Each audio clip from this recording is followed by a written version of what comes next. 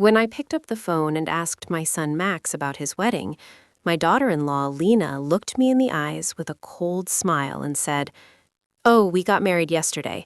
We only invited a few close people."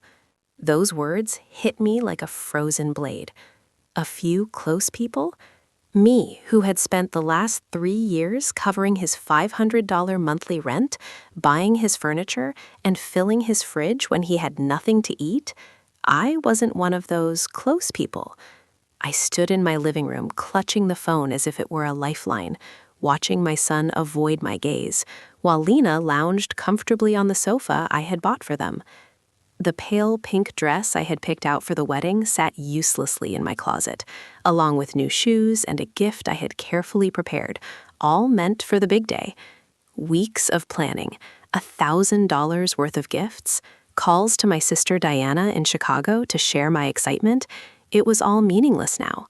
Max had made sure I would not be a part of their wedding photos. Exactly 7 days later, Lena called again, and this time her voice was different, less confident, more desperate. "Renate, the rent is overdue. The landlord said if payment isn't made this week, we'll be evicted. You forgot to transfer the money." Her voice carried a faint laugh, like she was relishing my panic.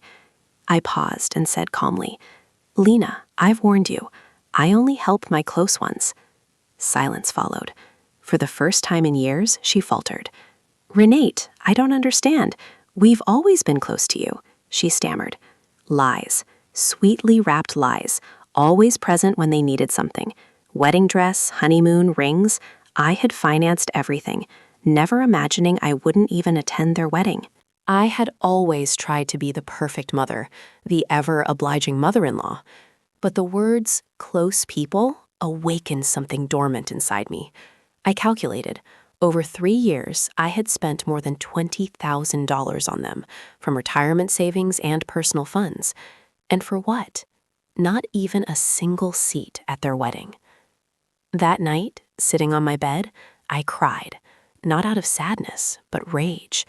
Tears for the silent humiliation I had endured, the burden of unconditional love that went unnoticed. By morning, something had shifted. I decided to live for myself for the first time in years. I went to the bank and canceled automatic transfers, secured my finances, and stopped responding to Max and Lena. I calculated every expense, furniture, groceries, bills, totaling $33,400. Max and Lena returned with lawyer Mr. Pfizer, trying to claim power of attorney over my finances. I threw every document into the trash, unread. Lena's tears no longer affected me. Max threatened, "Mom, this is going to end badly." I calmly replied, "I am already alone, and now I'm choosing myself." With lawyer Mr. Weber's guidance, I changed locks, installed a security system, opened new bank accounts, and reclaimed my independence. Emotional support came from neighbors like Eleanor and friends from my garden club. I realized I had bought love and attention with money, but now I was reclaiming my freedom. I handled all legal threats, social manipulations, and emotional blackmail with clarity. Max and Lena's intentions were clear. They only acted for financial gain. I finally prioritized myself, made decisions for myself, and experienced genuine peace and freedom. I reflected at my husband's grave, resumed hobbies, and built new friendships. I understood that real love cannot be bought, and true independence comes from financial and emotional freedom. Max and Lena's true colors were revealed through their legal threats and manipulations, which I documented meticulously. My days became filled with painting, social interactions, and self-care. Starry nights in my garden were celebrations of my independence and reclaimed life. I lived for myself, made my own decisions, and planned my future without guilt or dependence on anyone else.